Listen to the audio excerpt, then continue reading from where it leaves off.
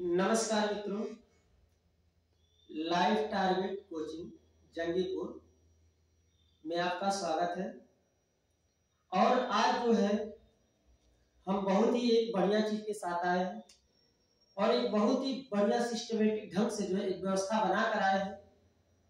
और हमारा मेन मकसद है कक्षा 12 के स्टूडेंटों के लिए। मैं जो है आज से आप लोगों को रोज का रोज कक्षा 12 के जितने भी चैप्टर हैं उन सभी चैप्टरों को क्रमबद्ध तरीके से पढ़ाएंगे। इससे जो है आप YouTube से भी आप अच्छे से सब्जेक्ट जो है मतलब कि सब्जेक्ट के तौर पे रसायन विज्ञान आप अच्छे से सीख पाएंगे। ठीक है, तो आप आज से जो है रेगुलर आपका वीडियो एक आता रहेगा और उसमें जो है आप जो है अध्ययन करिए। ठीक है, तो चलिए रसायन विज्ञान के कक्षा 12 के पहले चैप्टर की बात करते हैं, जिस चैप्टर का नाम है ठोस अवस्था। जिस चैप्टर का नाम ठोस अवस्था है, हम आज उसी की बात करेंगे। तो चलिए बात कर लेते हैं ठोस अवस्था क्या है। तो ठोस अवस्था को बात करने से पहले थोड़ा सा जो है हम थोड़ी बैक साइड में ले चलेंगे, पीछे की तरफ ले चलेंगे और आपको बताएंगे कि आप जानिए ब्रह्मांड जो है ना, ये संसार, ऐसे तो अगर किसी साधु महात्मा से पूछा जाए कि ब्रह्मांड कितने चीजों से मिलकर बना है तो बोलेगा 5 चीजों से मिलकर बना है। और कौन सा? क्षितिज जल, पावक, गगन, समीरा, ऐसे बोलता है साधु महात्मा। साधु महात्मा लोग ऐसे बोलते हैं। लेकिन जो है अगर किसी विज्ञान वाले आदमी से पूछा जाए ये बताइए ये ब्रह्मांड कितने चीजों से मिलकर बना है, तो विज्ञान वाला आदमी यही बोलेगा ये पूरा जितना भी ब्रह्मांड में जितनी भी चीजें आपको दिख रही हैं ये सारी की सारी चीजें केवल 2 चीजों से मिलकर बनी है। अब बात कर लेते हैं कि वो 2 चीजें कौन कौन सी हैं। तो बहुत इंटरेस्टिंग तरीके से आपको बता रहे, ध्यान से आप सुनिए। ये जो है ब्रह्मांड ये 2 चीजों से मिलकर बना है। कौन कौन सी चीजें हैं? तो पहला चीज है आपका द्रव्य या पदार्थ और दूसरा चीज है आपका ऊर्जा। अब देख लीजिए आसपास अपने, दुख को छोड़ाकर कोई तीसरी चीज आपके पास दिखेगी ही नहीं। अब जो भी कुछ देखेंगे वो आपका क्या होगा? जैसे एक मैं बात करता हूं इसकी, ये क्या है भाई? द्रव्य या ऊर्जा में से तो कोई एक चीज होगा। अब यहाँ पे आप देख रहे हैं कि लाइट भी है, प्रकाश भी है। बात करेंगे कि लाइट या प्रकाश क्या है, तो भाई लाइट या प्रकाश भी तो कोई एक चीज होगा। इसका मतलब द्रव्य और ऊर्जा, इन्हीं 2 चीजों से ये पूरा ब्रह्मांड, ये पूरा संसार बना हुआ है। तो मैं बात कर लेता हूं सबसे पहले द्रव्य के बारे में कि द्रव्य क्या है। तो आइए सीखते हैं द्रव्य क्या है।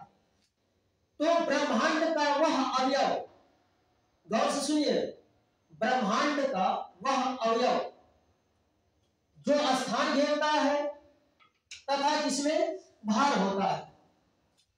ब्रह्मांड का वह अवयव जो स्थान घेरता है तथा जिसमें भार होता है, द्रव्यमान होता है। तो ब्रह्मांड के इस अवयव को तो हम कह लेते हैं पदार्थ या द्रव्य, दोनों एक ही चीज होता है। अब दूसरी चीज की बात कर लेते हैं ऊर्जा की। तो ऊर्जा कैसे आपके प्रकाश, जैसे देख रहे मैं लाइट में पढ़ा रहा हूं, तो प्रकाश है। तो भाई प्रकाश तो आपका न तो स्थान घेरा है न तो इसमें भार है, परंतु ये चीज जानिए आप अच्छे से, प्रकाश में कार्य करने की क्षमता है। क्यों? क्योंकि भाई यदि इस प्रकाश को सोलर पैनल पे डाल दे, सिंपल बात है, सोलर पैनल से हर काम बिजली का हो सकता है। लेना बांध सकते हैं आप, मोटर चला सकते हैं आप, टीवी चला सकते हैं आप, पंखा चला सकते हैं आप, तमाम चीज। तो प्रकाश स्थान नहीं घेरता है, प्रकाश से बाहर भी नहीं होता है, परंतु प्रकाश में कार्य करने की क्षमता होती है, अर्थात ये ऊर्जा है। ठीक है, तो मैंने बात की आपसे कि ब्रह्मांड 2 चीजों से मिलकर बना है, द्रव्य और ऊर्जा। द्रव्य को ही कहते हैं पदार्थ। पदार्थ किसे कहते हैं? जो स्थान घेरता है तथा जिसमें भार होता है। चलिए अब हम आगे बात कर लेते हैं कि पदार्थ कितने प्रकार के होते हैं।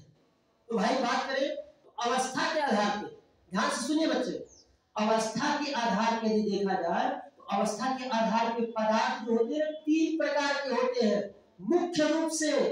गौर करिएगा, मुख्य रूप से तो आपके 3 प्रकार के होते हैं। कौन कौन से हैं? तो कहेंगे ठोस, द्रव, गैस। मेन से तो इसी की बात की जाती है। ये तो क्लास 8 के भी बच्चों को या जब भी हम लोग बचपन में भी इस चीज को पढ़े हैं, पदार्थ जो है अवस्था के आधार पे ठोस, द्रव, गैस 3 प्रकार का होता है। लेकिन कुछ लोगों का ये भी मानना है कि 2 अवस्थाएं और होती है जिनका नाम है प्लाज्मा और दूसरा है, चौथा है प्लाज्मा और पांचवा है बोस-आइंस्टीन कंडेंसेट। बोस-आइंस्टीन कंडेंसेट ये जो है पदार्थ की अवस्था में गिना जाता है। लेकिन मुख्य रूप से बात किया जाता है ना, ध्यान दीजिए, अगर मुख्य रूप से जब बात किया जाता है तो पदार्थ जो होता है, गौर करिएगा, मुख्य रूप से जब बात किया जाता है तो पदार्थ जो होता है 3 प्रकार का, ठोस, द्रव, गैस। आइए बात कर लेते हैं हम लोग ठोस के बारे में। ठोस किसे कहते हैं? ठीक है, ठोस उसे कहते हैं मतलब पदार्थ का वह अवयव, या हम लोग कह सकते हैं ठोस अवस्था किसे कहते हैं? तो कहेंगे वह पदार्थ जिसका आकार और आयतन दोनों निश्चित होता है। जैसे इसी की बात कर ले, ये जो है इसका निश्चित एक आकार भी है और इसका निकालेंगे तो आयतन निकलेगा एक निश्चित। तो कहने का मतलब ठोस का आकार और आयतन दोनों क्या होता है? निश्चित होता है। आइए थोड़ी सा बात कर लेते हैं द्रव की। देखिए भाई, इसके बारे में डिटेल हमको नहीं बात करनी, हल्की फुल्की करनी है, क्योंकि हमारा मेन मुद्दा है ठोस। इसके बारे में बात की जाएगी केवल। द्रव अवस्था किसे कहते हैं? इसका आकार तो होता है अनिश्चित, गौर से सुनिएगा बच्चे, आकार होता है अनिश्चित, परंतु इसका आयतन जो होता है निश्चित होता है। तो द्रव को तो आप जानते हैं, द्रव में बढ़ने का गुण पाया जाता है। यदि इसके आकार की बात करें तो द्रव का आकार तो बदलता रहता है। जैसे मान लीजिए कि एक ग्लास आप जो है या एक बाल्टी या कितना भी आप जल लेते हैं, जब उसको ग्लास में डालेंगे तो ग्लास का आकार लेगा, जब उसको जो है आप बाल्टी में डालेंगे तो बाल्टी का आकार लेगा, जब आप उसको लोटिया में डालेंगे तो लोटिया का आकार लेगा। तो भाई आकार तो द्रव का अनिश्चित होता है, परंतु आयतन की बात किया जाए तो आयतन में पक्का है कि यहाँ पर निश्चित होता है।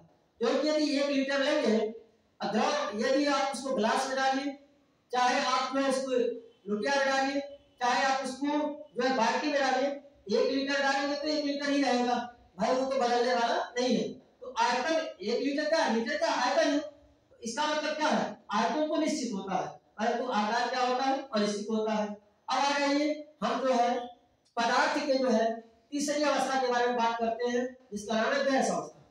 गैस में इसका जो आकार और आयतन दोनों जो होता है ये क्या होता है? अनिश्चित होता है। ध्यान रखिए, आकार और आयतन दोनों अनिश्चित होता है। अब ये तो होगी हल्की फुल्की बातें, लेकिन मेन बात हम लोगों को किस पे करना है, क्योंकि चैप्टर का नाम है ठोस अवस्था। तो हम लोग जो मेन चीज लेके चलेंगे ठोस अवस्था लेके चलेंगे, इसी का जो भी होगा इसी का विस्तार होगा ठोस अवस्था का। द्रव की क्यों नहीं बात करेंगे? द्रव की यहाँ की इस चैप्टर में बात नहीं चलेगी। द्रव की बात किस चैप्टर में चलेगी तब? तो एक चैप्टर है कक्षा 12 में जिसका नाम है विलयन। विलयन में बात चल जाएगी द्रव की, ठीक है। तो चलिए अब बात करते हैं ठोस अवस्था। ठोस अवस्था के बारे में आप जानते हैं कि ठोस जो है, जो ठोस पदार्थ होता है वो कितने प्रकार का होता है? तो भाई सुन लो ध्यान से, ठोस जो पदार्थ होता है ये मुख्य रूप से 2 प्रकार का होता है। कौन कौन से? एक होता है आपका क्रिस्टलीय ठोस और एक होता है आपका अक्रिस्टलीय ठोस। गौर सुनिएगा, एक होता है आपका, ध्यान रखिए, अवयवी कणों की व्यवस्था के आधार पर, ध्यान सुनिएगा, पदार्थों का जो वर्गीकरण किया गया किस आधार पर किया गया है? अवयवी कणों की व्यवस्था। क्योंकि भाई देखो, कोई भी ठोस होता है उसमें छोटे छोटे छोटे छोटे बहुत सारे कण होते हैं। अगर किसी भी लोहे की ही बात कर ले तो लोहा लेंगे, लोहे का यदि टुकड़ा लेगा उसमें छोटे छोटे बहुत सारे कण होते हैं। तो जो ठोस होता है उसमें कण होते हैं, उन कणों की व्यवस्था के आधार पर यदि देखा जाए, जो अवयवी कणों की व्यवस्था, अवयवी कण का मतलब ठोस के अंदर अवयवी कण क्या हो सकता है? सोचिए, ठोस के अंदर हो सकता है अणु हो सकता है, कोई ठोस है अणु भी उसके अंदर हो सकता है, परमाणु भी हो सकता है, आयन भी हो सकता है, कुछ भी हो सकता है, ध्यान समझिएगा। तो अवयवी जो कण होते हैं ठोस के अंदर, उनकी व्यवस्था के आधार पर जो है, जो ठोस होता है वो 2 प्रकार का होता है। एक बात कर ले क्रिस्टलीय ठोस की और एक बात कर ले अक्रिस्टलीय ठोस की। चलिए तो अब जानने का हम लोग प्रयास करेंगे कि क्रिस्टलीय ठोस क्या है। तो चलिए आइए सीखते हैं। देखिए ध्यान समझिएगा, क्रिस्टलीय ठोस किसे कहते हैं। तो ऐसा ठोस, सुनिएगा जब ध्यान से, ध्यान भटकना नहीं चाहिए। ऐसा ठोस जिसमें अवयवी कण एक निश्चित व्यवस्था में हो। आप इधर चलिए, देखिए ये ठोस है आपका, ये अवयवी कण जो है, कण बहुत सारे हैं, इसमें अवयवी कण एक निश्चित व्यवस्था में है। जब अवयवी कण एक निश्चित व्यवस्था में होंगे, चाहे इधर चल लीजिए चाहे इधर चल लीजिए, जब अवयवी कण एक निश्चित व्यवस्था में होते हैं तो उसी को कहा जाता है नियमित पैटर्न। क्या कहते हैं? नियमित पैटर्न। परंतु जो है यह निश्चित व्यवस्था लंबे दूरी तक दिखाई दे रही है, चाहे इधर चलिए तो लगातार दिख रही है, चाहे इधर चलिए लगातार दिख रही है। जब लंबी दूरी तक कोई व्यवस्था दिखती है तो उसी को कहा जाता है दीर्घपरासी। क्या कहते हैं? दीर्घपरासी। तो ध्यान रखिए, मतलब क्रिस्टलीय ठोस किसे कहते हैं? कहेंगे ऐसा ठोस, जज्बे के साथ पढ़ो भाई, ठीक है, ऐसा ठोस जिसमें अवयवी कण एक नियमित पैटर्न में तथा दीर्घपरासी। नियमित पैटर्न का मतलब नियमित पैटर्न हो गया, और दीर्घपरासी का मतलब कि ऐसी व्यवस्था लंबी दूरी तक देखी जाए तो ऐसे ठोस को हम लोग कहते हैं क्या? क्रिस्टलीय ठोस। तो मैं आशा करता हूं कि आप क्रिस्टलीय ठोस के बारे में जानते हैं। मान लीजिए आपको परिभाषा लिखना है क्रिस्टलीय ठोस का, तो क्या लिखेंगे? तो कहेंगे ऐसा ठोस, ध्यान सुनिए परिभाषा क्या लिखेंगे, ऐसा ठोस जिसमें अवयवी कण नियमित पैटर्न में हो और साथ में साथ क्या हो? दीर्घपरासी हो। ऐसा कण मतलब ऐसा ठोस जिसमें अवयवी कण जो होते हैं नियमित पैटर्न, नियमित पैटर्न का मतलब ऐसे निश्चित क्रम में है, तो नियमित पैटर्न हो गया। दीर्घपरासी का मतलब यह व्यवस्था लंबी दूरी तक देखी जाए। तो ऐसा ठोस जिसमें अवयवी कण क्या होते हैं? नियमित व्यवस्था में होते हैं, साथ में साथ क्या होते हैं? दीर्घपरासी होते हैं। बात को समझिएगा। अब आगे बात कर लेते हैं और क्रिस्टलीय ठोस। और क्रिस्टलीय ठोस किसे कहते हैं? तो कहेंगे कि ऐसा ठोस जिसमें अवयवी कण नियमित व्यवस्था में न हो, अर्थात अनियमित व्यवस्था में हो।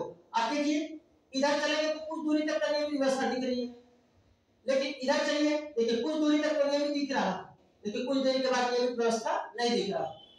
तो कहेंगे कि ये कैसे है? तो कहेंगे भाई अनियमित है, अनियमित व्यवस्था में है। अगर कहेंगे देखिए यहाँ ऊपर से चलिए, ऊपर से नीचे देखिए कुछ दूरी तक तो नियमित है, अब कुछ दूरी के बाद यह नियमित नहीं है, अर्थात नियमित होता है। इसमें ऐसी बात नहीं है कि नहीं होता है, अक्रिस्टलीय ठोस में नियमित होता है, लेकिन नियमित पैटर्न जो होता है लघुपरासी होता है। लघुपरासी का मतलब कुछ दूरी तक नियमित रहेगा और कुछ दूरी के बाद नियमित नहीं रहेगा। तो इसकी परिभाषा क्या लिखेंगे? ऐसा ठोस जिसमें अवयवी कण अनियमित व्यवस्था में हो तथा नियमित पैटर्न क्या हो? नियमित पैटर्न यदि दिख भी रहा है कहीं तो नियमित पैटर्न क्या हो? लघुपरासी हो। तो ऐसे को हम लोग कहते हैं क्या? अक्रिस्टलीय ठोस।